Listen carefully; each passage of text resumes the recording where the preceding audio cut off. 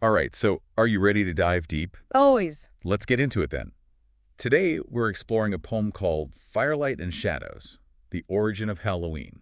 Oh, that sounds right up our alley. All right, and it looks like it's split into three parts, maybe exploring different aspects of Halloween, its history, maybe even its spiritual side. Let's hear it. Okay, so here's the poem. When autumn's veil grows thin and frail, and scars above seem ghostly pale, we gather here in whispered tune, beneath the watch of harvest moon. In ancient lands on Samhain's night, a flame was sparked, a guiding light. The living and the lost drew near. The spirits walked, the past was clear. To honor those who came before, they lit the fires, they closed the door. With masks to ward off haunting dread, they shared their feast with the lingering dead. Now Halloween this night remains, a glimpse beyond where mystery reigns, a dance of life, of death, of all. In cosmic rhythm we heed the call. When midnight strikes, the flames grow tall, a silent dread befalls us all. For from the mist the faeries glide, with restless souls they walk beside. A spectral horse, its rider pale, is glimpsed beyond the village trail. He bears no words, but all who see. No fate's dark hand rides silently. At crossroads deep the warriors stand, awaiting whispers, fate's command. Through smoky veil the seers gaze, to read the signs in ghostly haze. With offerings placed by door and tree, we shield our homes and family. The veil will lift as dawn draws near. So then we honor hope and fear. As dawn's first light begins to break, the mists retreat, the shadows wake, the spirits fade, the fairies flee, their whispers lost in memory. Yet in our hearts their echoes stay, reminders of the ancient way, to live, to love, to honor time, the sacred bond of life's design.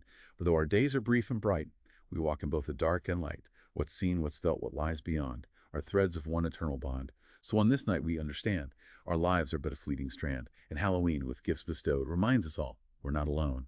Wow, Yeah. there's so much there. Yeah, lots to unpack. Where do we even begin? Well, it just jumps right in, doesn't it? That image of autumn's veil thinning. It sets the mood immediately. It really does. It's like, it's not just the leaves falling, but something more mysterious. Exactly. It's getting at that feeling of transition, like the world itself is becoming more transparent. And then there's that line about Samhain. It's not just any autumn night, is it? No, it's specifically calling back to this ancient Celtic festival, the one that marked the end of the harvest season. Which would have been a pretty big deal back then. Absolutely. Their whole survival depended on a good harvest. So this time of year, that shift into winter, you can bet there was a lot of anxiety tied to it. So it was more than just like, oh no, we're running out of pumpkins. Right. The way the poem describes it, it's like the boundary between the living and the dead was at its thinnest on Samhain. Like our world and the spirit world kind of overlapped. And that's what the poem's getting at with that thin veil image, right? Yeah. Not just autumn leaves, but like a veil between worlds. Exactly. It's that feeling that anything is possible, that the unseen is just a breath away. Which is a feeling that I think still resonates with people.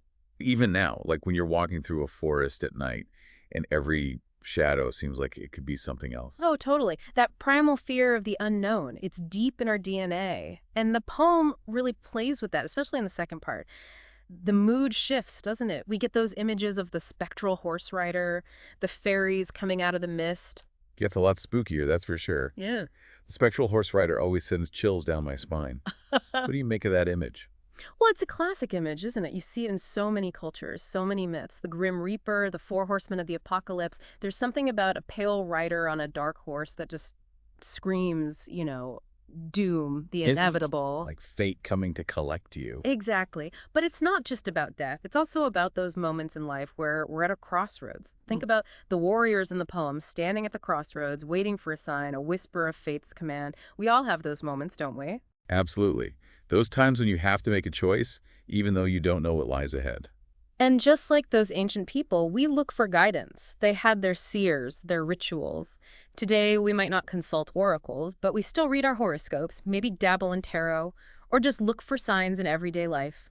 We're still trying to make sense of the unknown, to find some control in the chaos. And maybe that's part of the reason why Halloween, even centuries later, still has this power over us.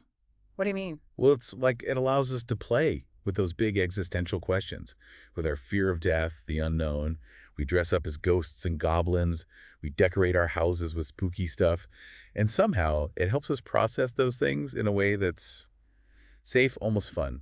I think you're right. There's a catharsis to it. And even though we've modernized it, turned it into this big commercial holiday with candy and costumes, those ancient themes, that sense of wonder and unease about the world beyond our own, they're still there, just beneath the surface. Speaking of exploring those themes, we should mention the artwork that accompanies this poem. Oh, yes, the triptych. Eternal Veils, a mythic journey through Halloween. It's a triptych, which, by the way, is a three-part artwork.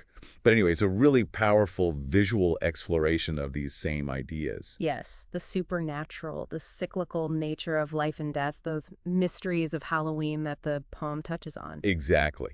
We're not going to get into the specifics of the visuals here. You really have to see it for yourself.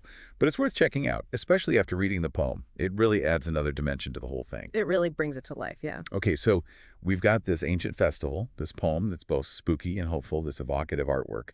And then we get these prompts.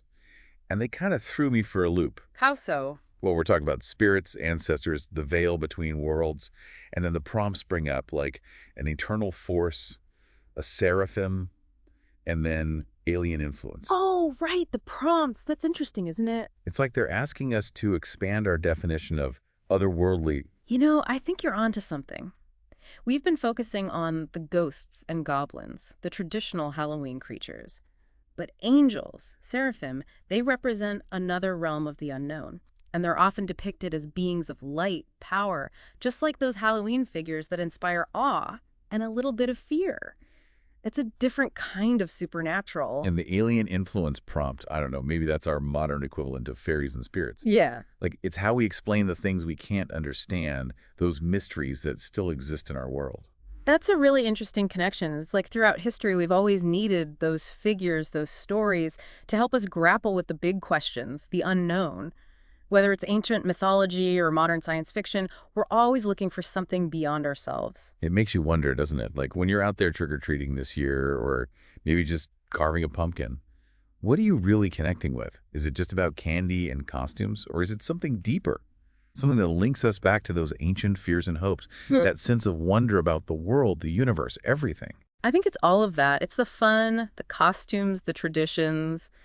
But it's also a chance to acknowledge those deeper things, to remember that we're part of something bigger than ourselves. And maybe, just maybe, on Halloween night, that veil between worlds does thin just a little bit. And maybe that's not such a scary thing after all. Well, that was quite the deep dive. Thanks for exploring this with me. My pleasure, as always. And to all of you listening, thanks for joining us. We hope you enjoyed this exploration of Halloween, and maybe it'll give you something to think about as you celebrate this year. Happy Halloween, everyone. Happy Halloween.